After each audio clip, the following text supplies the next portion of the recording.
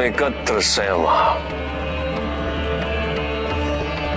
धारणा, ध्यान और समाधि, इन तीनों को मिलाकर संयम की अवस्था बनती है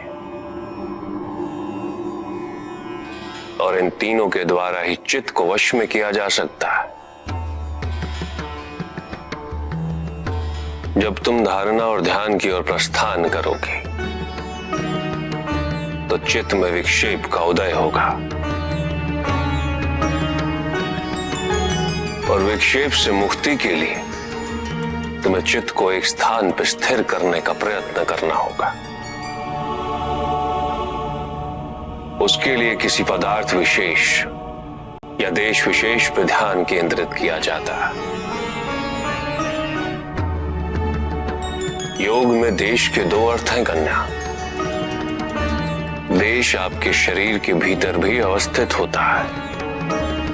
भूमध्य अर्थात ललाट के मध्य, नासिका का अग्रभाग, हृदय और नाभि। यह हमारे शरीर में स्थित देश है।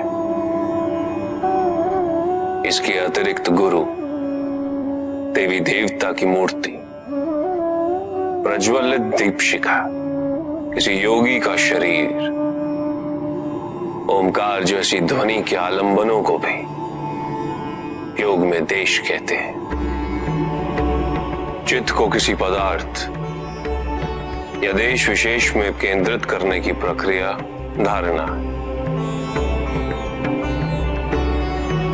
क्योंकि तुम जिस पे मन एकाग्र करो, मन उसके गुण और उसका आकार धारण कर लेता।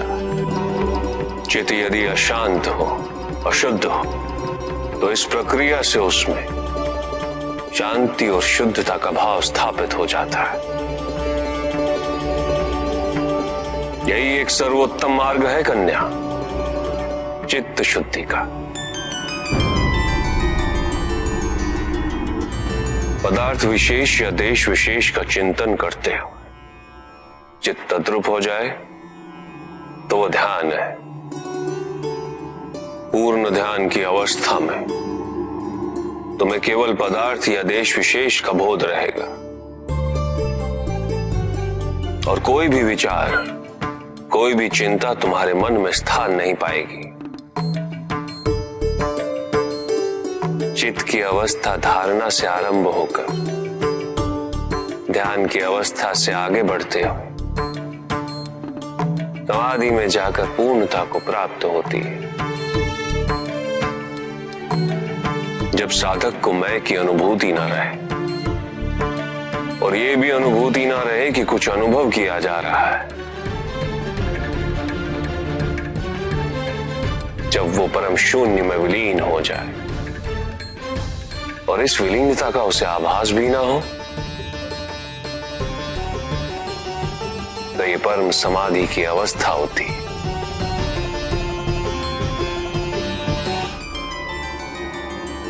श्वास दर्शन।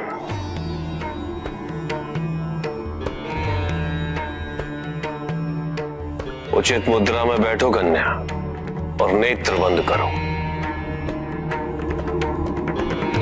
और सबसे पहले अपने ध्यान को श्वास के साथ यात्रा करने दो। श्वास जब तुम्हारी नासिका में प्रवेश करे उसे भूलो मत कन्या,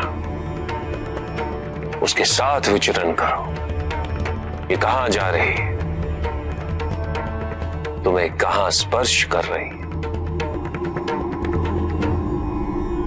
जब श्वास का अस्तित्व तुम्हें हर क्षण ज्ञात रहे तो धीरे से नेत्र खोलो और सब कुछ भूल कर धारणा और ध्यान की ओर अग्रसर हो जाओ।